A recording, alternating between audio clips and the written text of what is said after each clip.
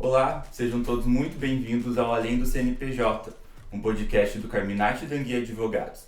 Aqui a gente vai falar de histórias por trás das empresas, os desafios, as conquistas e tudo aquilo que molda a vida de quem empreende. Eu me chamo Patrick Almeida, sou advogado da unidade de Guarapuava e estou à frente desse projeto que dará voz às empresas e todos os desafios que elas enfrentam. Para inaugurar esse espaço não poderia ser diferente. Eu tenho aqui comigo um convidado muito especial, Delmar De Carli, catarinense de nascimento, mas que reside em Guarapuava desde muito novo. Graduado em Administração pela Faculdade Católica de Administração e Economia, sócio fundador de algumas empresas, dentre elas a Pneu Forte, uma empresa que é referência no setor de pneus e serviços automotivos em nossa região. À frente da Pneu Forte, Delmar consolidou uma história marcada por inovação, crescimento e compromisso com a qualidade, se tornando sem dúvida um exemplo de liderança e visão empreendedora. Delmar, é um grande prazer receber você aqui no Além do CNPJ. Muito obrigado por ter aceito o nosso convite. Bom dia, Dr. Patrick. Bom dia a toda a equipe Carminati Dangui e obrigado pelo convite. É um prazer, Delmar. Assim, temos uma história muito longa, né? No escritório, há muito tempo é nosso cliente. Nós pensamos lá que não poderia ser diferente o primeiro convidado ser o senhor, então é muito legal. Tá. Delmar, aqui a gente vai fazer um bate-papo mesmo para ver como que o senhor começou. Acho que a primeira pergunta é como que começou a sua jornada empreendedor. Lá no início, como que você teve a ideia de empreender, como sempre teve isso no seu sangue, como que foi? Olha, é um pouco de sangue sim, doutor. Eu quero dizer um pouco da minha história. Eu sou filho de uma família grande, somos 6, são 5 mulheres e eu. E o meu pai é uma pessoa de origem muito humilde, né? Sempre a ênfase dele, uma pessoa que teve um trabalho durante a vida toda, marcada pela honestidade, pela dignidade e pela importância que ele dava ao trabalho. Então, desde muito cedo, eu fui tendo esta visão para a minha vida como a importância do trabalho. Sim. E já muito jovem, a partir dos 11 anos de idade já, eu procurava algumas coisas para fazer e consegui na minha cidade. Então nós morávamos em Francisco Beltrão, no sudoeste do Paraná. Eu consegui um meio trabalho que era contínuo do Banco do Estado do Paraná. Então eu estudava na parte da manhã e na parte da tarde, durante umas 3 horas mais ou menos, eu fazia de bicicleta a distribuição na cidade de avisos de vencimento, coletava as assinaturas nas duplicatas do comércio todo. Então, para mim, o trabalho foi dado uma ênfase muito importante. Sim. Algumas famílias, Dr. Patrick, como é o caso da minha esposa, o pai procurava incentivar muito os filhos para o estudo. E da minha parte, a ênfase que o meu pai sempre deu foi ao trabalho. Então, para mim, isso foi muito importante e foi assim que eu comecei a minha carreira. Não sei se foi difícil ser o único homem ali entre as 5 mulheres? 5 mulheres, pois né? Nós éramos uma família assim, eu o único homem, mas não tinha um tratamento diferenciado por causa disso. Todos nós tínhamos que trabalhar, né, de fato, e buscar as oportunidades, né? É muito interessante saber que, realmente, igual você falou, existem famílias que o filho tem que estudar, tem que ter uma formação, mas com você foi diferente, que foi o trabalho ali, né? E sem dúvida alguma não existe nenhum desmérito em ou só estudar ou só trabalhar. Eu acho que são escolhas bem importantes as duas, né? Existiu algum momento decisivo que marcou o início dessa sua jornada? Ou foi ali, aquele início foi mais por uma pressão ali do pai, uma necessidade, ou como que foi? Olha, eu trabalhava e não por uma pressão do pai. Era um gosto para mim. Tanto que eu trabalhei por um determinado tempo no Banco do Estado do Paraná e depois fui convidado por um dos clientes que me conhecia para trabalhar numa relojoaria em Francisco Beltrão. Eu comecei fazendo cobranças, depois comecei a aprender o ofício da relojoaria e da ourivesaria. Tanto que em 1978, quando nós mudamos, a minha família mudou para Guarapuava, eu procurei um trabalho, tão logo cheguei aqui em Guarapuava, nesse segmento de relojoaria. E fui trabalhar, e trabalhei por 2 anos numa pequena relojoaria que tinha do lado da rodoviária, naquele hotel Ouro Verde. Sim. Ali tinha uma relojoaria que se chamava Relojoaria Progresso, e o proprietário era Joel Góes. Então, eu fui trabalhar aqui em Guarapuava como relojoeiro. Mas eu tinha uma ânsia maior, Patrick, né? Sim. Eu trabalhar como empregado me dava as condições mínimas que eu precisava de dinheiro. Eu já não dependia dos recursos do meu pai há muito tempo para comprar as roupas, as coisas que eu queria. Claro que eu morava na casa dos pais, mas há muito tempo eu não precisava dos recursos dele. Então, quando em 1980 eu completei 18 anos, fiz o meu título de eleitor em Guarapuava, fiz a carteira de motorista de Guarapuava, e um dos meus amigos de Francisco Beltrão me ligou dizendo que estava indo estudar em Curitiba. E eu pensei, digo, puxa vida, aqui eu tenho um emprego e tal, mas está muito cômodo para mim. Sim, eu quero estudar. A mais. Eu quero fazer algo a mais. Né? Nunca tinha, como eu disse para você, eu tinha feito planos de fazer um curso de medicina, engenharia ou qualquer coisa assim. Então eu fui mais atendendo esse impulso para Curitiba. Comecei a fazer o cursinho lá em Curitiba e procurando entender qual é o curso que eu devia fazer. Então, para mim, se colocar como um dos desafios pessoais nesse início de carreira, foi sair de Guarapuava, de uma condição que eu estava tranquila, digamos assim, e mudar para Curitiba, sozinho, mudar em pensão. E eu tinha uma reserva que durante toda essa minha pequena vida de trabalho anterior, eu sempre fazia uma reserva de dinheiro. Então eu pensava, digo, não, eu consigo me manter com o dinheiro que eu tenho em Curitiba e depois eu arrumo um trabalho lá facilmente. Porém, em Curitiba, eu consegui um trabalho também no Banestado, mas era uma empresa do grupo Banestado que se chamava Banestado Processamento de Dados de Serviços. Ele fazia toda a organização e o processamento de dados de todas as agências Banestado do Brasil. Que legal. E por isso tinha que trabalhar 24 horas essa empresa. E eu consegui um trabalho que eu pegava no serviço da meia-noite até às 7 horas da manhã. Então, o grande... Nesse período você estudava à tarde? Então, esse foi um grande desafio, porque eu estudava, né? Fiz o cursinho, passei na faculdade de Administração e de Economia, fazia o curso à noite, saía da faculdade por volta de 11h15, mais ou menos, vinha até a Praça Rui Barbosa, e esperava o ônibus do Banestado, que encostava por volta de meia-noite, 11h30, meia-noite, para começar a pegar o trabalho, e eu trabalhava até as 7 horas da manhã. Entendi. Veja que desde que a gente nasce, nós somos acostumados e aprendemos a dormir durante o período da noite. Sim. E a gente teve que mudar isso, trabalhar, se adaptar, e trabalhar à noite. E depois estudar durante o dia não é uma tarefa muito fácil. Mas foi um desafio e foi uma etapa importante da minha vida. Isso que eu ia comentar.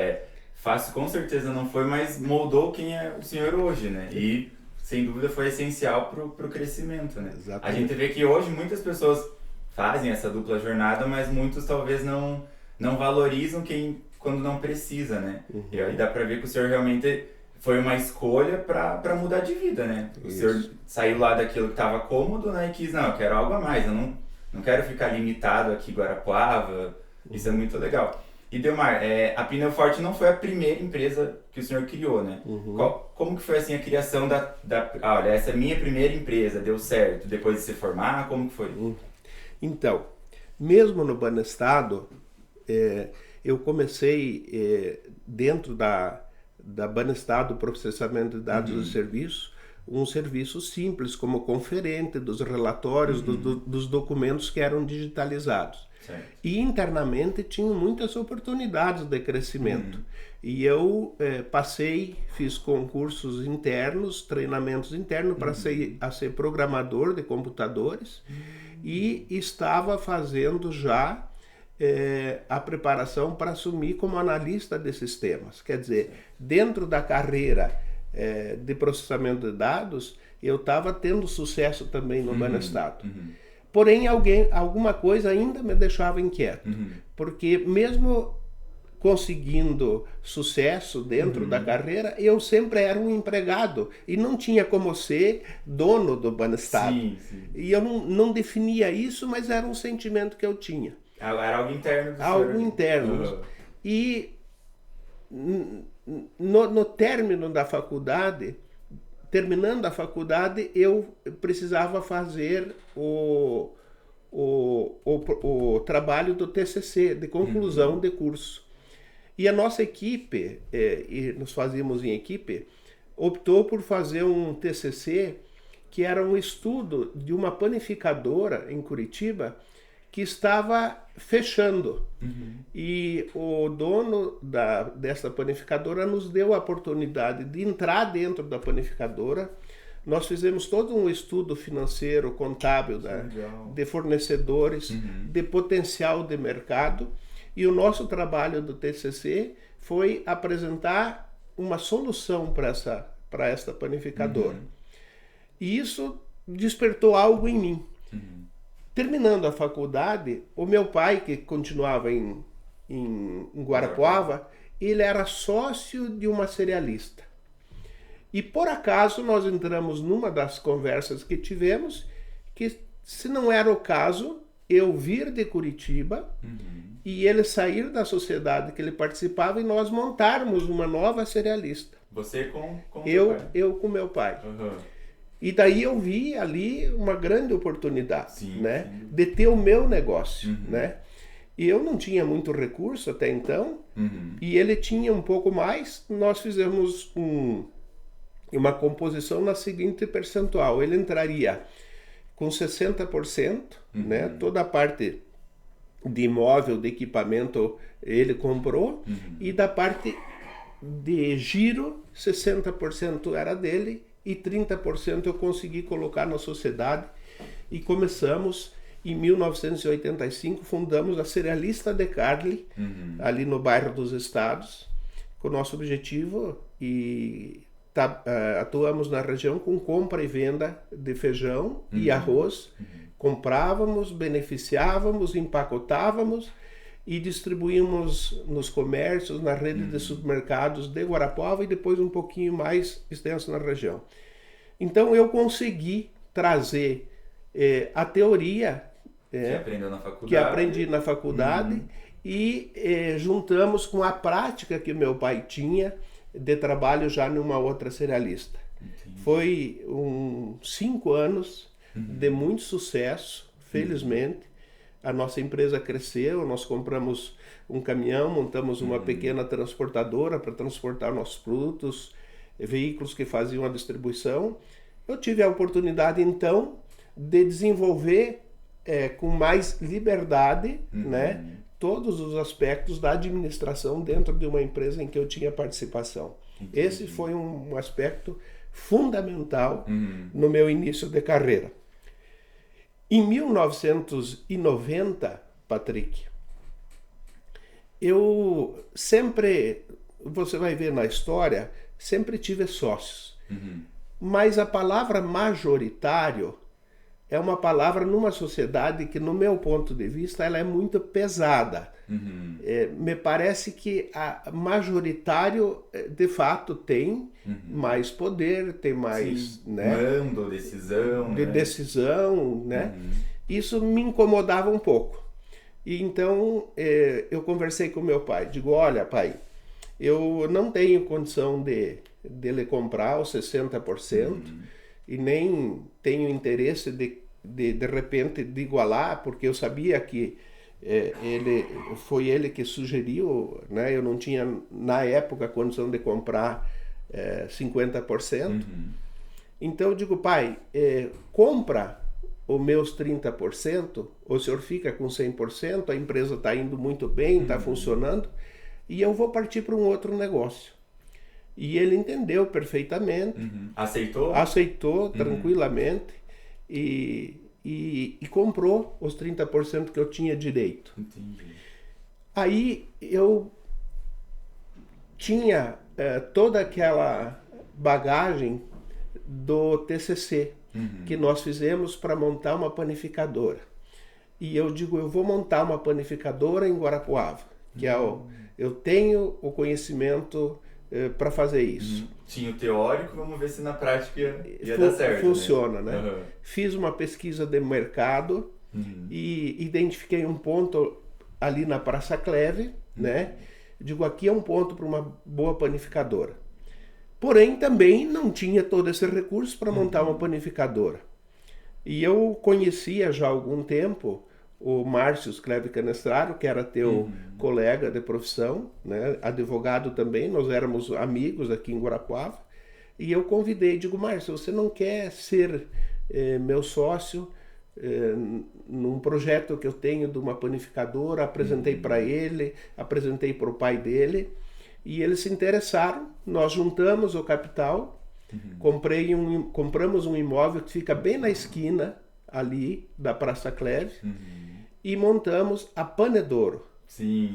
A Panedouro, uma panificadora que marcou época em Guarapuava, que foi um sucesso tremendo. Realmente, né? Eu lembro da Panedouro, que nem eu tenho 25 anos agora, mas meus pais falam da Panedouro, meus tios, então realmente marcou uma época e até hoje é lembrada, né? Foi muito bacana a experiência, tivemos muito sucesso.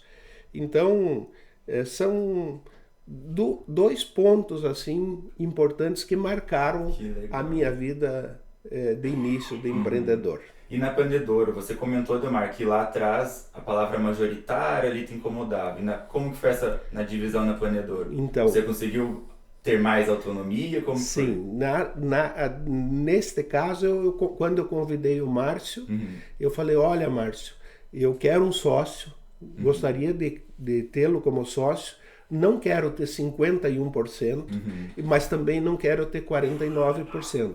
Porque, Dr. Patrick, eu sempre me dedico integralmente para as coisas que eu faço. E acho, né, que o meu sócio tem que fazer da mesma maneira. Então, nós temos a mesma proporcionalidade e a mesma dedicação e a mesma atenção. Dividimos as alegrias e dividimos as dificuldades na mesma medida. Então, sociedade, para mim, é 50-50. Tá certo. E realmente é isso. Eu acho que para uma empresa ela dá certo. Se um tá muito dedicado e o outro não, algum momento vai criar alguma confusão, né? A expansão não vai funcionar, né?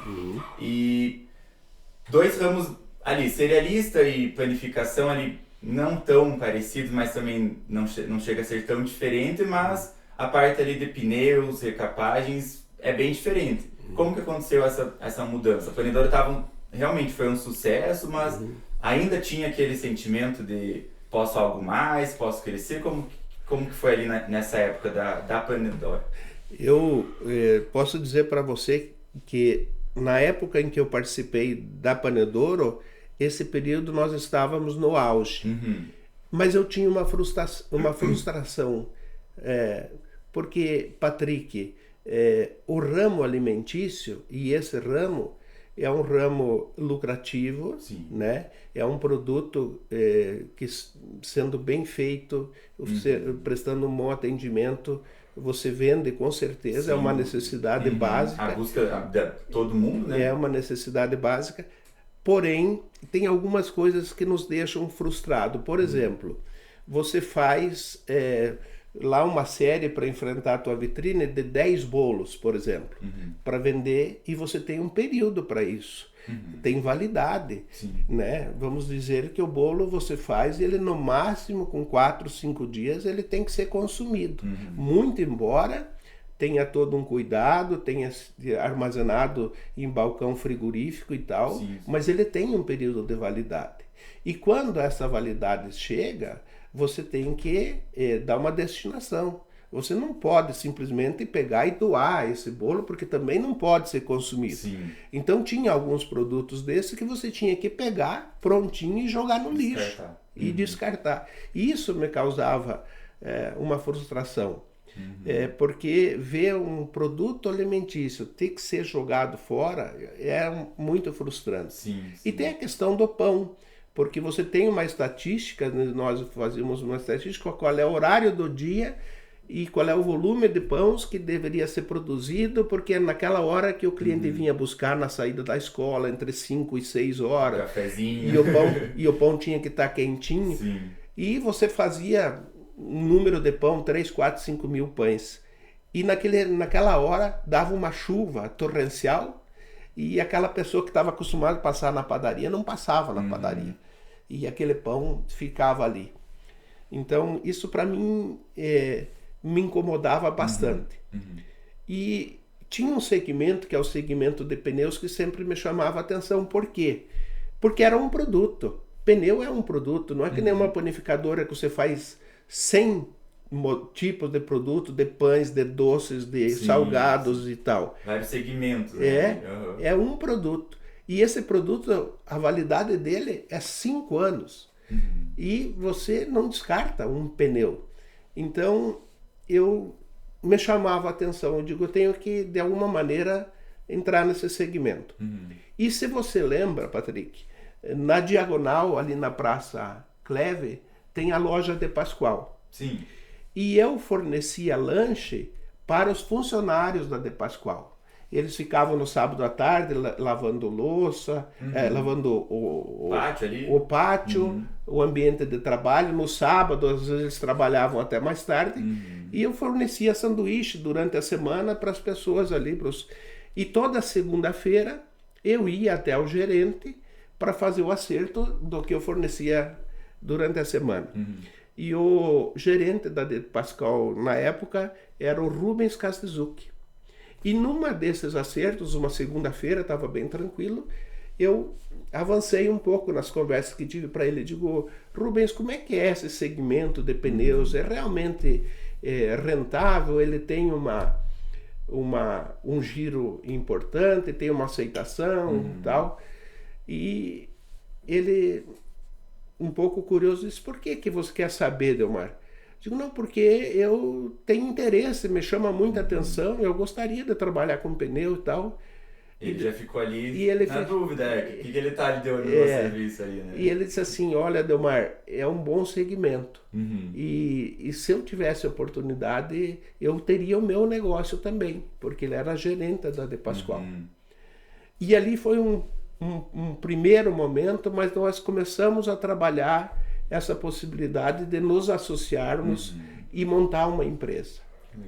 E soubemos, um tempo depois, que tinha uma pequena recapadora aqui em Guarapuava, ali perto da Balança do Mós, que a pessoa estava com muita dificuldade financeira e estava querendo vender o negócio.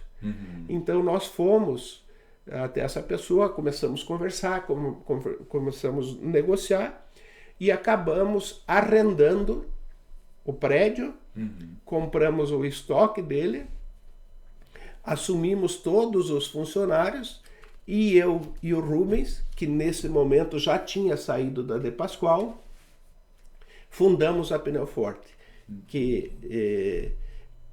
foi fundada dia 15 de setembro de 1990, quer dizer, a Pneu Forte está fazendo 30 anos nesse mês. Então ali começou a Pneu Forte, uma sociedade minha com o sócio da De Pascoal, e eu dizia assim, minha a Panedouro, porque eu já não era uma pessoa só, eu era sócio da Panedouro, então não podia eu achava que não era correto eu ter uma outra atividade que me tomasse o tempo da Panedouro. Que você não ia conseguir dedicar o tempo ao mesmo tempo que o meu né? sócio. Exato. Então era sócio o Rubens e a Panedouro na Pneu Forte. Foi ali que começou a Pneu Forte. Assim, daí vocês encerraram a sociedade ali da Panedouro e você foi se dedicar exclusivamente para a Pneu Forte, certo? Sim. E foi difícil conquistar o espaço ou, como você comentou que já tinha ali um mercado ativo, as pessoas consumiam bem, a recepção foi tranquila? Então, eu num determinado momento, assim que a gente começou, eu percebi que eu não tinha condição de levar as duas coisas. Eu ia ter que me dedicar integralmente por esse novo negócio. Sem dúvida. Né? Então, em conversa com o Márcio Canestraro, né, eu acabei vendendo a minha parte da sociedade para uma outra pessoa que se associou ao Márcio na mesma 50%. A Panedouro teve continuidade e eu tive liberdade de fazer a sociedade com o Rubens na mesma proporção, de novo 50%, e nós nos dedicamos integralmente a Pneu Forte. Quais que as dificuldades? As dificuldades são do mercado. Que todas as empresas enfrentam.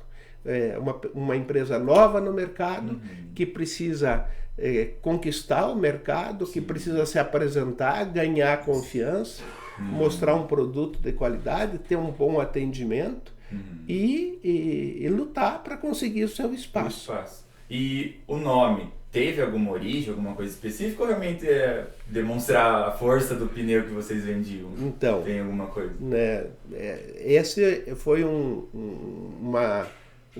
entre vários nomes, esse tinha sido uma sugestão do Rubens, do meu sócio, e nós adotamos Pneu Forte como de fato um nome forte, precisava marcar. Sim. E fomos muito felizes, mas foi uma ideia original do Rubens que nós adotamos. E dentro até hoje, nesses 30 anos, desde lá do início até hoje, agora sem dúvida uma empresa consolidada, teve um episódio que você para pensar, nossa, esse dia foi marcante assim, na sociedade. Teve algum que você gosta de lembrar, quer compartilhar? Tem um momento que foi muito marcante e muito tenso, porque eu tinha me desfeito da Panedouro, né? Nós tínhamos arrendado o prédio, né? Já tínhamos conquistado alguns clientes e o antigo proprietário desta recapadora que nós tínhamos arrendado quis a recapadora de volta. Ele quis retomar as atividades, né? Eu acho que ele percebeu que daria certo, que trabalhar de uma maneira um pouco diferente ele conseguiria dar a volta nas dificuldades que tinha e tal. E ele nos deu, me parece, 24 horas para que a gente devolvesse o imóvel e tal. E então foi um momento muito tenso, muito tenso. Eu já não tinha uma outra atividade, nós não tínhamos um outro barracão, mas nós tínhamos estoque, nós tínhamos a responsabilidade sobre o grupo de funcionários, nós tínhamos produtos de clientes que estavam em nosso poder ainda, nós tínhamos uma carteira de cobrança. Então esse foi um momento muito tenso e nós fizemos da seguinte maneira. Tem um cunhado que tem um barracão que trabalha ali na Vila Carli e que nós pedimos emprestado metade do barracão dele, trouxemos todos o nosso estoque e os pneus dos clientes ali, avisamos os clientes que nós tínhamos mudado de endereço. Alguns clientes pensavam que nós estávamos saindo do negócio, mas não, nós deixamos pessoas lá que entregavam os produtos para os clientes e tentamos levar a atividade sem produzir nada. E eu e o Rubens saímos para comprar equipamentos para montar uma nova recapadora num novo local. E isso sem planejamento, sem planejamento. Foi uma loucura. Mas nós levantamos algumas informações e compramos uma autoclave em Toledo, passamos em Pato Branco, compramos equipamentos de borracharia de uma outra recapadora que estava fechando e, enfim, alugamos um barracão ali atrás do posto Planalto, que era uma antiga oficina, montamos lá uma nova e pequena e rústica recapadora e podemos trazer aquela mercadoria e os nossos funcionários e começar de uma maneira muito precária a produzir recapagem de pneus. E era um momento em que entrava muito pneu importado. Tinha essa possibilidade e muitos importadores estavam trazendo pneus usados importados. E nós entramos nesse negócio. Começamos a trazer para Guarapuava muito pneu de carga usado e nós tivemos muito sucesso.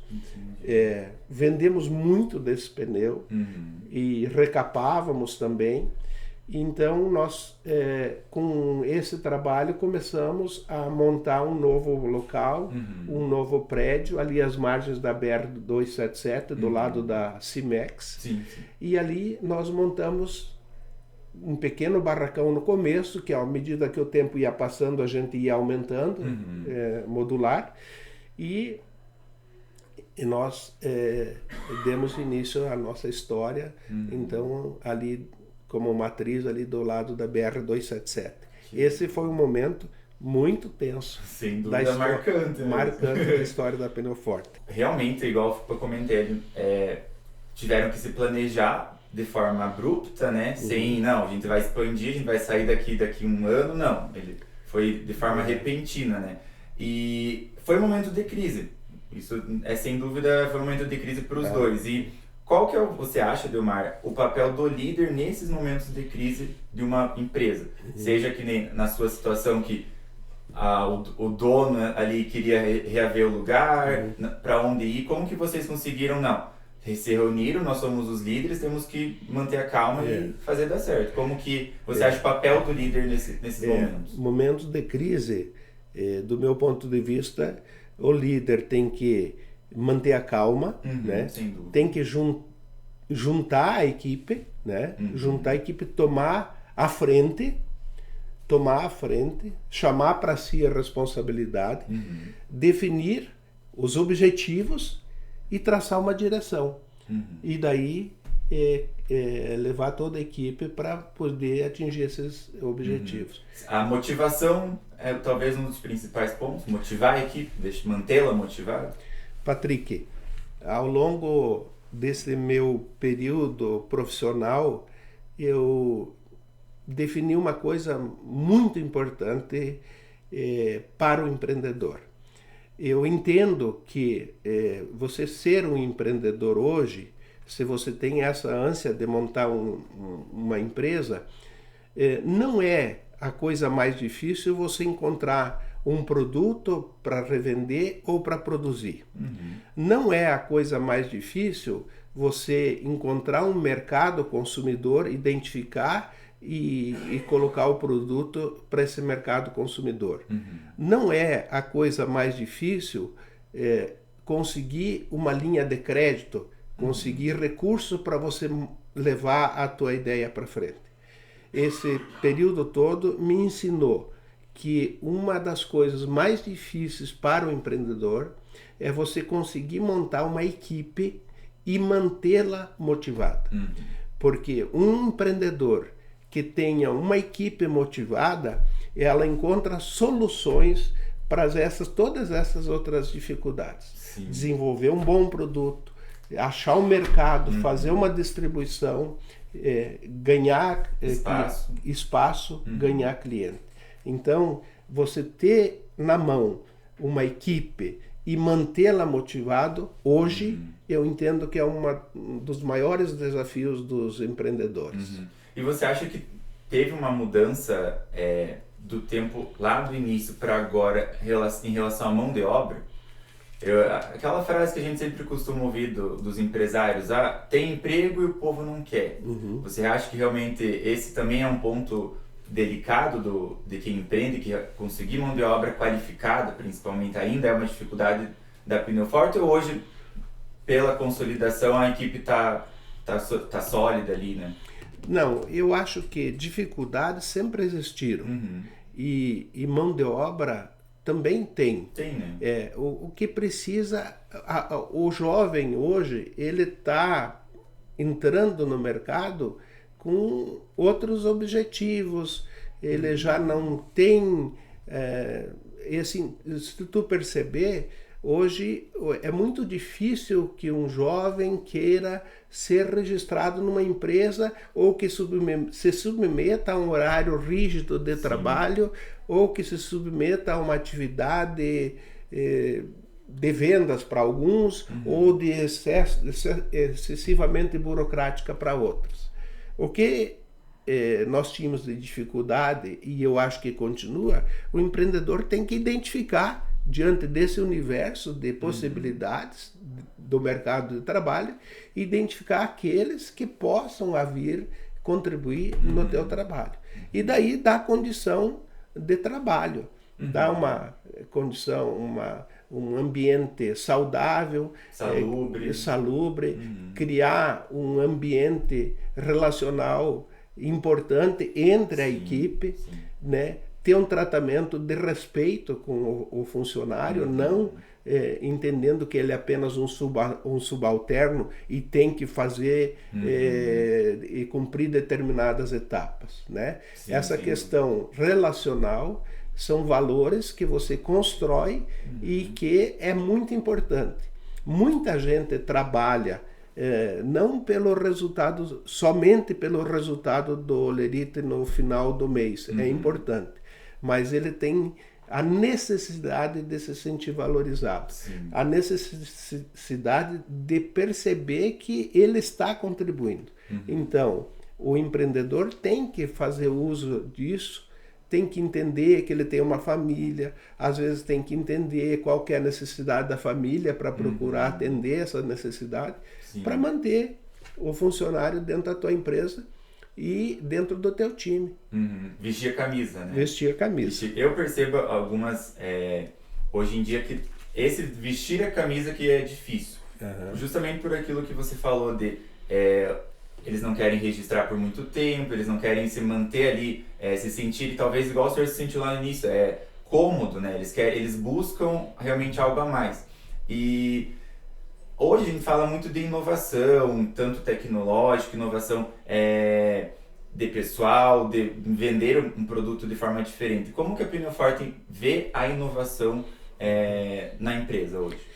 Olha, o que existe, na verdade, é uma mudança de postura do consumidor, do cliente, né? Em função de todas essas novas possibilidades que se apresentaram com a internet, hoje com inteligência artificial, o cliente tem uma gama de informação muito grande e ele quando chega na tua empresa, ele está munido já de uma série de informações sobre o produto, inclusive de preço, e inclusive de atendimento. Então, você precisa estar atento a essas mudanças de mercado, porque o teu cliente está cada vez mais exigente. Você precisa se adaptar. De que maneira? O produto, por exemplo, você tem que entender de que maneira que esse produto pode chegar ao cliente, com que preço, com que velocidade. Os serviços. Hoje existe uma tecnologia embarcada nos veículos que muda constantemente. Então as empresas, tanto na venda de produto como na prestação de serviço, ela tem que estar preparada com o seu time treinado e com equipamentos aptos para atender essas novas necessidades que se apresentam. É assim que a gente procura se adequar e ter essa visão de inovação. Delmar, você acha que quais as tendências que vão impactar hoje no ramo de pneu? Tem alguma coisa que você acha que poderá acontecer que não, a gente tem que ficar mais atento se acontecer? Eu não sei, por exemplo, voltando um pouco em situações de caos, crises, a parte da pandemia. Ela impactou muitas empresas. Como que você lidou com com mudanças que não estavam no radar. Ninguém planeja, né, uma pandemia, por exemplo. Olha, a pandemia afetou Geral, né? Nós tivemos uma redução na busca por serviços das lojas, as pessoas não saíam mais, começaram a trabalhar em casa, quer dizer, não viajavam muito mais, começou o atendimento por telefone, via internet. Então também nós tínhamos que entender este mercado e procurar se adaptar, né? Procurar uma forma de atingir o cliente, buscar na casa do cliente, fazendo ligações, ver se ele precisa, pegar, levar o seu veículo na casa, né? Da forma que a gente podia, a gente passou por esse período que foi bastante difícil. Entendi. E, Delmar, você teria algum conselho para quem está começando a empreender hoje? Você acha que teria, assim, se você lá atrás ouvisse esse conselho hoje, mudaria alguma coisa? Teria alguma coisa que você gostaria de ouvir? Olha, Dr. Patrick, é um conselho para os novos empreendedores. Eu, felizmente, tive a oportunidade de viajar e conheci muitos países, né? E cada vez que eu retornava de uma dessas viagens, eu entro com a sensação de que realmente nós estamos morando num país muito abençoado. O Brasil é um país de muitas oportunidades. É um país maravilhoso, né? E que, Patrick, nós temos ainda lugares dentro do Brasil que tem muitas necessidades ainda que estão sendo explorados agora. Então, se eu pudesse hoje estar saindo da faculdade e quisesse partir em busca de oportunidades, eu iria para um lugar desses novos dentro do Brasil. Partia para todo esse norte que está sendo desbravado, essas novas cidades que estão crescendo no interior do Mato Grosso, Acre, Rondônia. Eu iria para um lugar novo desse, que ali se apresentam inúmeras oportunidades e que carecem de pessoas que tenham especialidades para explorar. Então, essa seria um conselho que eu daria para os jovens empreendedores. Pensar que tem necessidade, basta olhar com um olhar diferente, talvez, né, Delmar? Isso mesmo. Ver ali aonde a expertise pode entrar. Isso. E já partindo agora, talvez mais para um final, Delmar, se o senhor pudesse voltar para o início da sua jornada, para a sua carreira, você faria alguma coisa diferente ou você acha que não, tudo que eu escolhi, tudo que eu fiz moldou, né, o senhor hoje, o sucesso da empresa hoje, ou teria alguma coisa, não, se eu pudesse eu faria aquilo diferente?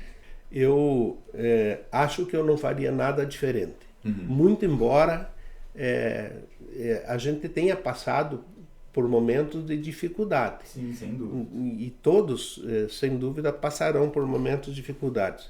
Mas dentro das várias atividades que eu fiz, das empresas que eu participei, eu conheci muitas pessoas.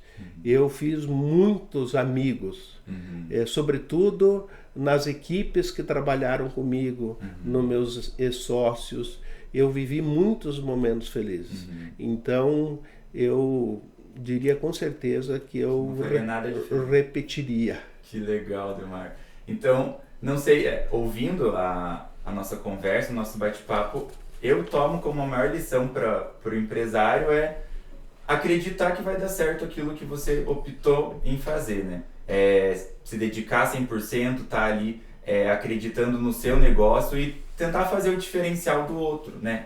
Todo mundo vai vender pneu, por exemplo, mas o teu diferencial é que vai fazer a empresa crescer, né? Eu tomo essa a maior lição.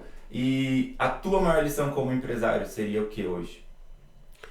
Você sabe, Patrick, que no início da minha jornada, quando eu vim aqui para Guarapuava, uma ocasião eu participei de uma reunião que tinham várias pessoas de mais idade, vários dirigentes de empresas, e eu sempre conversava muito com eles. Numa dessas conversas, um uma pessoa mais velha disse assim: ô Delmar, eu vi que você está empreendendo e tal, e tal, e tal.